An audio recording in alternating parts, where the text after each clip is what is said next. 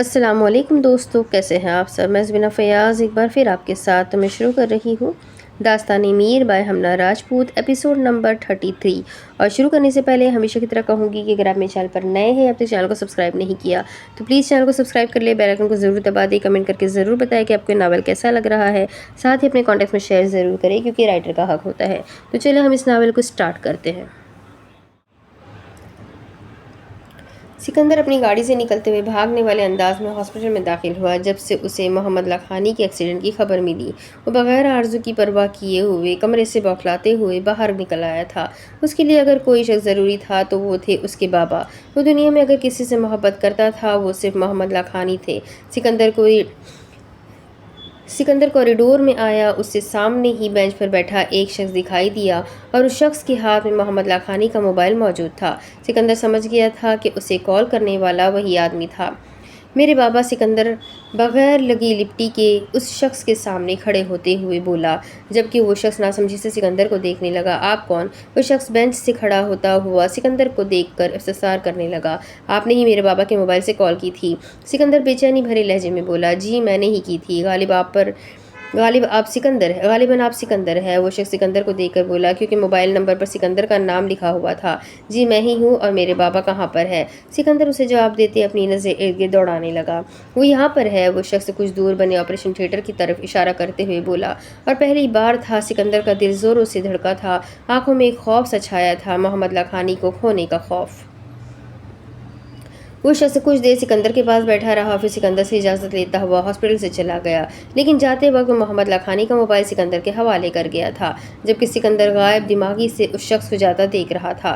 Corridor میں سناٹا سا چھایا ہوا تھا۔ اس وقت ہاسپٹل کے کوریڈور میں اکا دکا لوگ ہی موجود تھے۔ آپریشن تھیٹر کا دروازہ کھلا، سکندر بینچ سے اٹھ کر جلدی سے ڈاکٹر کی جانب بھاگا۔ میرے بابا، وہ ٹھیک ہے نا؟ انہیں کچھ ہوا تو نہیں؟ سکندر ڈاکٹر کے پاس آتا ہوا ایک سانس میں سوال کر گیا، جبکہ ڈاکٹر نے ایک نظر سکندر کو دیکھا جس کے چہرے پر بے چینی چھائی ہوئی تھی۔ ڈاکٹر ایک گہرا سانس بھرتا ہوا سکندر کو کچھ بتانے کے لیے اپنے لب وا کرنے لگا۔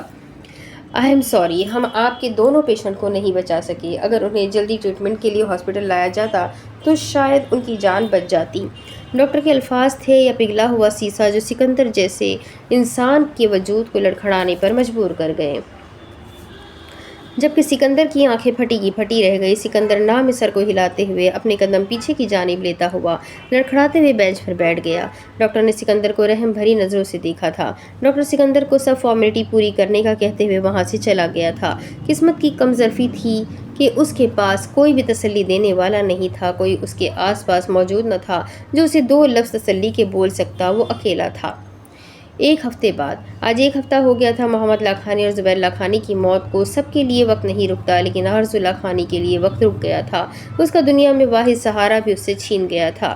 وہ ایک جو اس کا سہارا اور محافظ بنا تھا، وہ تو اس کے لیے کسی ستمگر کی طرح تھا۔ سکندر لاکھانی آرزو کے معاملے میں پتھر دل تھا اور پتھر دل رہنے والا تھا۔ اس ستمگر نے آرزو لاکھانی کو زبیر لاکھانی کا آخری دیدار تک نہیں کروایا، جبکہ آرزو روتی بلکتی رہ گئی تھی۔ اس کی چیخ و پکار بھی سکندر لاکھانی کا دل موم نہ کر سکی۔ وہ اسے کمرے میں بند کیے خود ہی محمد لاکھانی اور زبیر لاکھانی کو سپرد خاک کر آیا تھا۔ آرزو بی بی، ملازمہ آرزو کے کمرے میں داخل ہوتی کمرے کی لائٹ کو جلاتی ہوئی آرزو کو پکارنے لگی۔ آرزو بیڈ پر ساکت لیٹی ہوئی تھی، چہرہ مرجھا گیا تھا۔ آرزو رو رو کر سوج گئی تھی۔ وہ ساری رات زبیر لاکھانی کی یاد میں روتی رہتی تھی، لیکن وہ ستمگر اس کے پہلو میں اپنی نیند پوری کر رہا ہوتا تھا۔ اس ستمگر نے صحیح کہا تھا، وہ بارات لے کر نہیں آئے گا، اور وہ بارات لے کر نہیں آیا۔ وہ ستمگر اپنی بات پر قائم رہا تھا۔ آرزو کو جس شدت سے سکندر سے محبت ہوئی تھی، اتنی ہی شدت سے اسے سکندر سے نفرت محسوس ہو رہی تھی، جس نے اسے اس کے بابا کا آخری دیدار تک نہیں کروایا۔ کیا گناہ تھا اس کا جو وہ اس کے ساتھ ایسا سلوک کر رہا تھا؟ ملازمہ بیڈ پر لیٹی آرزو کے ساکت وجود کی طرف بڑھی۔ آرزو بی بی، ملازمہ نے آرزو کو کندھے سے تھاما، لیکن آرزو کے وجود میں جنبش تک نہیں ہوئی۔ آرزو بی بی اٹھے، ملازمہ اسے آوازیں لگاتی ساتھ ساتھ اس کے وجود کو جھنجھوڑ رہی تھی۔ آرزو کا پورا وجود آگ مانند بخار میں جل رہا تھا۔ ملازمہ جلدی سے کمرے سے باہر چلی گئی۔ سکندر اس وقت گھر پر موجود نہیں تھا، وہ کسی ضروری کام کے لیے گھر سے باہر گیا ہوا تھا۔ ملازمہ کچن سے ٹھنڈے پانی کا باؤل ہاتھ میں پکڑ کر آرزو کے کمرے میں داخل ہوئی اور اپنے قدم بیڈ کی جانب بڑھا گئی۔ آرزو کو بیڈ پر سیدھا لٹاتی ہوئی اس کا سر تکیے پر رکھتی اس کے ماتھے پر ٹھنڈے پانی کی پٹیاں کرنے لگی۔ ملازمہ بغیر کسی غرض و مفاد کے آرزو کا خیال رکھ رہی تھی۔ तकरीबन 20 मिनट तक वो आरजू के माथे पर ठंडे पानी की पट्टियां रख कर रही थी। आरजू के साकित वजूद में हल्की हल्की जंबिश होने लगी थी। आरजू बेहोशी की हालत में बड़बड़ा रही थी। बाबा सिकंदर अच्छे नहीं है। बाबा उन्होंने मुझे आपका चेहरा भी नहीं देखने दिया। बाबा मैं कभी उसे माफ़ नहीं करूँगी। आरजू बेहोशी मुसलसल बड़बड़ा रही थी, जबकि मुलाजमा उसके माथे पर से ठंडी पट्टियां हटाती हुई बेड से उठ खड़ी हुई। पानी के बाउल को उठाती, आरजू पर कंफर्टर दुरुस्त करती, उसके सर पर शफकत से हाथ फेर गई। अल्लाह तुम्हारे शौहर के दिल में तुम्हारे लिए रहम डाल दे। वो मुलाजमा आरजू के मासूम चेहरे को देखकर बोली और कमरे की लाइट ऑफ करती हुई कमरे से बाहर चली गई। सिकंदर वकील के ऑफिस में चेयर पर बैठा इस तरह भी कैफियत में अपने पाँव को हिला रहा था, जबकि सामने ही वकील मोहम्मद लाखानी की सारी जायदाद की वसीयत को देख रहा था। वकील ने एक नज़र फाइल में मौजूद मोहम्मद लाखानी की वसीयत को देखा और एक नज़र सिकंदर को, जो उसे ही देख रहा था। वकील साहब ने गहरा सांस भरते हुए फाइल को टेबल पर रखा और सिकंदर की जानिब मुतवज्जा हुआ। क्या लिखा है वसीयतनामे में? क्या सारी जायदाद मेरे नाम पर करने का कहा है ना? सिकंदर चेयर पर सीधा बैठते अपनी कोहनियों को टेबल पर टिकाते हुए वकील साहब से इस्तफसार करने किया था। वो कैसा बेटा था जिसके बाप को भी मरे हुए 1 हफ्ता हुआ था और वो अगले ही हफ्ते उनकी वसीयत का पूछ रहा था? कैसा इंसान था वो? वकील ने सिकंदर की बात पर गहरा सांस भरा और अपने लब वाह करने लगा। सॉरी सिकंदर साहब, ऐसा कुछ भी इस वसीयतनामे में पर नहीं लिखा कि आपके वालिद साहब सारी जायदाद आपके नाम कर रहे हैं। आपके नाम सिर्फ लंदन का घर और बिजनेस में 50% हिस्सा आपके आया है, जो आपके वालिद ने अपनी हयात में आपके नाम पर करवा दिया था। बाकी आपका उनकी जायदाद पर कोई हक नहीं है। अपनी सारी जायदाद किसी आरजू नामी लड़की के नाम पर कर चुके हैं। वकील साहब अपनी बात कहते हुए सिकंदर को देखने लगे, जिसके चेहरे का रंग सफ़ेद पड़ गया था। नहीं, ऐसा कैसे कर सकते हैं वो? मैं उनकी औलाद हूँ। वो अपनी सारी जायदाद मेरे नाम करने की बजाय उस लड़की के नाम कैसे कर सकते हैं? सिकंदर अपने वजूद में उठते इश्तियाल को काबू किए अपने चेहरे पर आए पसीने को साफ करते हुए बड़बड़ाया था। ऐसा नहीं हो सकता, हम ये वसीयत बदल दें। सिकंदर ने अपने आईब्रो उचकाकर वकील साहब की तरफ देखकर सवाल किया। नहीं, ऐसा कुछ भी नहीं हो सकता। अगर आप करना भी चाहें, क्योंकि ये वसीयत जो आपके सामने रखी हुई है, ये 4 ऐसे लोगों के पास मौजूद है जिनका सिर्फ आपके बाबा को मालूम है, और अगर आपने वसीयत में किसी किस्म की रद्दबदल की तो वो चारों आप पर केस कर सकते हैं। वकील साहब सिकंदर की बात पर बोले थे। सिकंदर सर को अज़बात में हिलाते वकील साहब से मुस्तफ़ा होते हुए ऑफिस से चला गया, जबकि उसका वजूद अंगारों पर लौट रहा था। ये बात उसे हजम नहीं हो रही थी कि उसकी सारी जायदाद की मालिक वो लड़की बन गई थी। वो अब तक बेयकीन था कैसे उसके बाबा ने उसके साथ नाइंसाफ़ी की थी। हक महर अपनी मर्जी का लिखवाया और अब सारी जायदाद भी उसके नाम लिखवा चुके थे। आरजू ने अपनी आंखें वाह की। कमरा अंधेरे में डूबा हुआ था। आरजू बेड से उठती बेड क्राउन से टेक लगाकर बैठ गई। उसे अपने पूरे वजूद में दर्द महसूस हो रहा था। चेहरा मुरझाया हुआ, आंखों के नीचे गहरे सियाह हल्के उसे कोई और ही आरजू बना रहे थे। ये वो आरजू नहीं थी जो निकाह से पहले थी, ये तो कोई और ही आरजू थी, मुरझाई हुई। आरजू ने गहरा सांस भरा और साइड टेबल पर रखे जग से पानी गिलास में डाला, जबकि हाथ मुसलसल कपकपा रहे थे। आरजू ने पानी का एक घूंट पिया और ग्लास को वापस साइड टेबल पर रखने लगी थी कि एकदम से कमरे का दरवाज़ा ठा की आवाज़ से खुला। आरजू के हाथ से ग्लास पानी ज़मीन पर गिरते चकनाचूर हुआ। सिकंदर तैश में अपनी गाड़ी से निकलते हुए गाड़ी का दरवाज़ा ज़ोर से बंद करता तन फन करते हुए अपने कमरे में जाने लगा। उसका पूरा वजूद अंगारों पर लौट रहा था। आज मैं इस लड़की का किस्सा ही ख़त्म कर दूंगा। जब से मेरी ज़िंदगी में आई है तब से मेरे हक़ पर डाका डाल रही है। आज इसकी वो हालत करूंगा, खुद को आईने में देखने के लायक भी नहीं समझेगी। सिकंदर यही सब सोचते अपने कमरे के दरवाजे पर ज़ोर से अपनी बूटों से ज़रब लगाते ठा की आवाज़ से कमरे का दरवाज़ा खोल गया। आरजू ने सिकंदर के सुर्ख चेहरे को देखा, जो उसे ही खूंखार नज़र से देख रहा था। आरजू ने अपना चेहरा फेर लिया। सिकंदर तनफन करते हुए बेड की जानिब बढ़ा और आरजू का चेहरा अपने हाथ में दबोच गया। क्या समझती हो तुम? मेरी सारी जायदाद ऊपर से पर अपना कब्जा कर लोगी और मैं तुम्हें ऐसे ही छोड़ दूंगा? क्या घोल कर पिलाती थी मेरे बाप को, जो सारी जायदाद तुम्हारे नाम कर गए हैं? हाँ बताओ मुझे। सिकंदर आरजू के जबड़े को सख्ती से दबोचते हुए फनकारा। आरजू अपना चेहरा सिकंदर की गिरफ्त से छुड़ाने की तगदो करने लगी। सिकंदर जवाब ना पाकर सीखता हुआ उसके जबड़े पर अपने हाथों की गिरफ्त हल्की करते, आरजू के बालों को पीछे से अपनी गिरफ्त में लेते उसकी आंखों में अपनी आंखें गाड़ गया। मैं कल वकील को लेकर आऊँगा और तुम, आरजू के बालों पर गिरफ्त सख्त हुई, तुम सारी जायदाद मेरे नाम करोगी, और अगर तुमने सारी जायदाद मेरे नाम नहीं की तो याद रखना आरजू, सिकंदर लाखानी, मैं तुम्हारी चमड़ी उधेड़ दूंगा। सिकंदर उसके बालों को दबोचते हुए दहाड़ा। आरजू की आंखों से आंसू निकलते हुए उसके चेहरे को भिगो रहे थे। उसमें इतनी हिम्मत नहीं थी कि वो खुद को इस सितमगर की गिरफ्त से आज़ाद करवा सकती। सिकंदर उसको एक झटके से छोड़ते हुए सीधा खड़ा हुआ। आरजू बेड पर साकित लेट गई थी। उसे अपनी मोहब्बत पर हंसी आ रही थी कि उसने इतने साल ऐसे शख्स के लिए बर्बाद कर दिए जो सिर्फ पैसों और जायदाद पर मरता था। कितने सदके उसने उसकी तस्वीर को देख कर उतारे थे। आज वो सोच रही थी तो उसे खुद पर हंसी आ रही थी। आरज़ू अपना नकाहा ज़दा वजूद बेड पर से खड़ी हुई और अपने कदम सिकंदर की जानिब बढ़ाने लगी, जो सोफे पर बैठा सिगरेट के गहरे कश लगा रहा था। सिकंदर ने अपनी आईब्रोज का कर आरज़ू को देखा। उसके चेहरे पर अपनी उंगलियों के निशान मौजूद थे। क्या चाहती हो? जो निशान तुम्हारे चेहरे पर मौजूद है वो निशान तुम्हारे वजूद के एक एक हिस्से पर हो? सिकंदर कमीनी सी हंसी हंसते हुए बोला। आरज़ू ने सपाट चेहरे से उसे देखा। मुझे ऐसी कोई ख्वाहिश नहीं, और जो ख्वाहिश थी वो तो वो आपसे तुम पर आ गई थी। जो ख्वाहिश थी वो तुमने मार दी। मुझे मेरे बाबा का चेहरा तक नहीं देखने दिया। क्या गुनाह था मेरा? सिर्फ ये बता दो तुम। आरज़ू आंसू से भरी आवाज़ से बोली। अच्छा है तुम्हारी सारी ख्वाहिश मर गई, वरना मैं खुद तुम्हारी ख्वाहिश, तुम्हारी सारी खुशियों को मार देता। इतनी नफ़रत है मुझे तुमसे, इतनी नफ़रत है इसीलिए तो तुम्हें तुम्हारे बाप का चेहरा नहीं देखने दिया। इतनी नफ़रत है कि तुम्हें तड़पता हुआ देखना चाहता हूँ। सिकंदर नफ़रत भरे लहजे में बोला। आरज़ू के कदम लड़खड़ाए थे। मुकाबिल की नफ़रत को सुनकर दिल में दर्द उठता हुआ महसूस हुआ था। इतनी नफ़रत थी तो क्यों मुझसे निकाह किया? आरज़ू चीखी थी। क्यों मेरी ज़िंदगी बर्बाद की? आरज़ू सिकंदर की तरफ बढ़ती उसकी शर्ट का कॉलर दबोचकर बोलकर चीखी थी। सिकंदर ने आरज़ू को अपनी शर्ट को दबोचते देखा था और अगले ही लम्हे उसके बाजुओं को मरोड़ते हुए उसकी कमर के पीछे लगा गया। मेरे बाप को शौक था तुमसे मेरी शादी करवाने का। मैं तो तुमसे शादी से इनकार कर चुका था, लेकिन उन्होंने मुझे धमकी दी थी कि मुझे अपनी सारी जायदाद से एक फुटी कौड़ी नहीं देंगे, इसलिए मैंने तुमसे निकाह किया था। सिकंदर चबा चबा कर एक एक लफ्ज़ पर जोर देते हुए बोला। मिल गई जायदाद? नहीं मिली ना, आरज़ू इस्तेज़ा अंदाज में बोली। जिस जायदाद के लिए तुमने मुझसे निकाह किया वो जायदाद भी तुम्हारे नाम नहीं हुई। आरज़ू तलखी से हंसी थी। हो गई मैं बर्बाद हो जाऊं, तुम खुश? हो गई मैं बर्बाद हो जाऊं, तुम खुश? आरज़ू अपने हाथ को सिकंदर की गिरफ्त से आज़ाद करती हुई बोली। जायदाद तो मैं हासिल करके ही रहूँगा। और क्या कहा?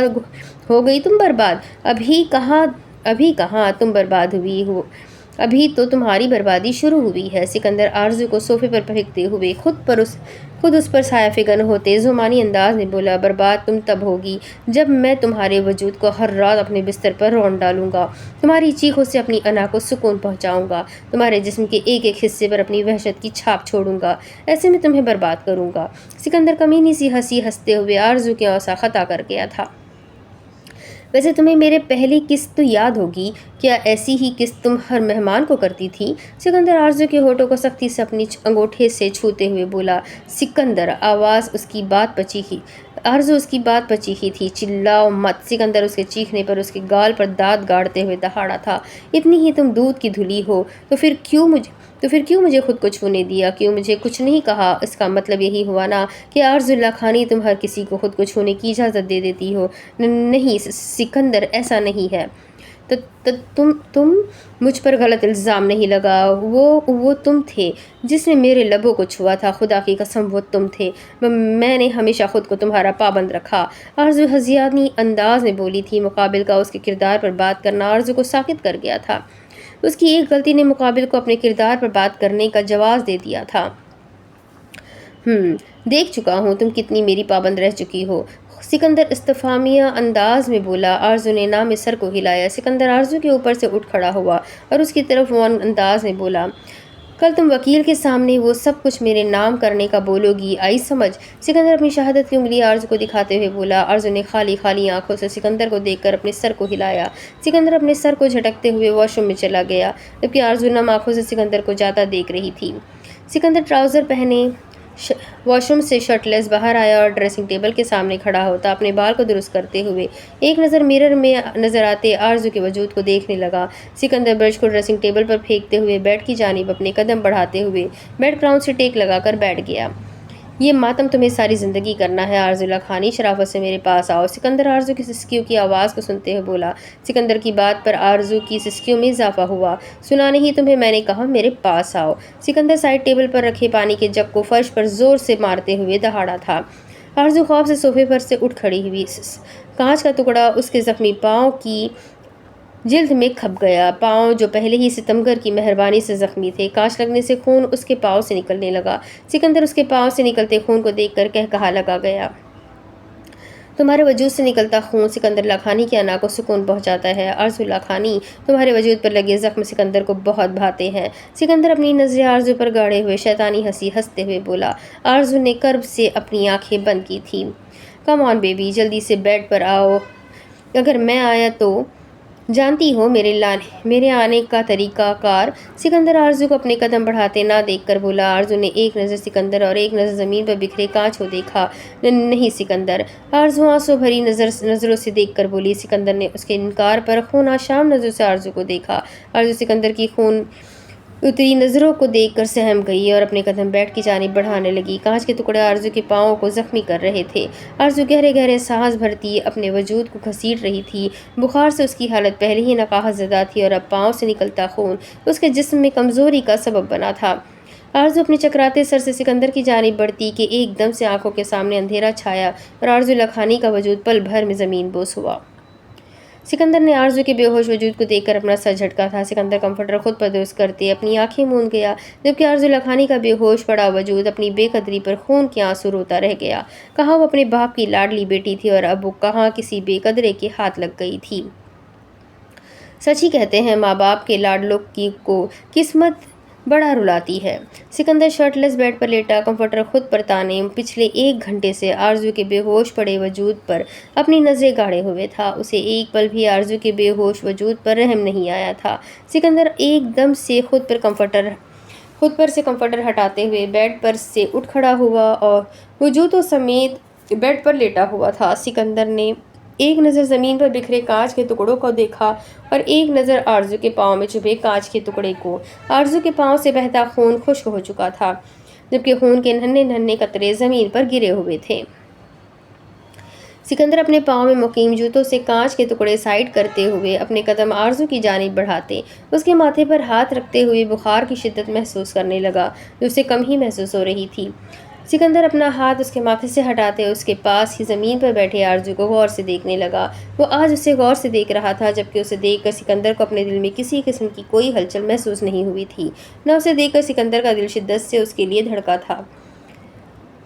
सिकंदर आरज़ू के चेहरे पर आई बालों की लट को अपनी उंगली से पकड़ते उसके कान के पीछे कर गया। तुम्हारे हुस्न को देखकर कोई भी तुम्हारा असीर हो सकता है, लेकिन वो मैं नहीं हो सकता। तुम मेरी ज़िंदगी की नापसंदीदा औरत हो, जिसका मैं कभी भी असीर नहीं हो सकता। तुम्हें देखकर मेरे दिल में हलचल नहीं हुई, ना मेरा दिल तुम्हें देखकर धड़का है। इसलिए मैं तुम्हारे लिए कोई जगह नहीं है मेरे दिल में तुम्हारे लिए कोई जगह नहीं है। तुम मेरे लिए सिर्फ जायदाद को हासिल करने का एक ज़रिया हो। और सिकंदर लाखानी जायदाद के लिए किसी भी हद तक जा सकता है, और शायद ये बात बाबा जान चुके थे, तभी तो सारी जायदाद तुम्हारे नाम पर कर गए हैं। सिकंदर आरज़ू के चेहरे पर अपनी हाथ की उंगलियों को फेरते हुए सर्द और सपाट लहजे में बोला। सिकंदर के हाथ आरज़ू के चेहरे से होते उसके लबों पर आकर ठहर गए थे, लेकिन शायद वो ये बात भूल गए थे कि मैं जायदाद हासिल करने के लिए तुम्हारी ज़िंदगी को जहन्नम भी बना सकता हूँ, और आज की रात तुम्हें सारी ज़िंदगी याद रहेगी। सिकंदर उसके लबों को अपने हाथ की उंगलियों से सख्ती से मसल गया, जबकि आरज़ू का वजूद बिल्कुल साकित था। सिकंदर आरज़ू के बेहोश वजूद को अपनी बाहों में उठाते उसे बेड पर लिटाते आरज़ू के गले से दुपट्टे को निकालते दुपट्टे को दूर सोफे पर उछाल गया। अब इसके आगे की कहानी मैं आपको अगले वीडियो में सुनाती हूँ कि आगे क्या होगा। ये जानने के लिए मेरे साथ बने रहे। वीडियो को लाइक करें, चैनल को सब्सक्राइब करें, बेल आइकन को ज़रूर दबाएं और अपने कॉन्टेक्ट्स में नावल को शेयर ज़रूर करें। तो मिलते हैं अगले वीडियो में, तब तक के लिए अपना खूब सारा ख्याल रखें, मुझे भी दुआ में याद रखें। अल्लाह हाफ़िज़।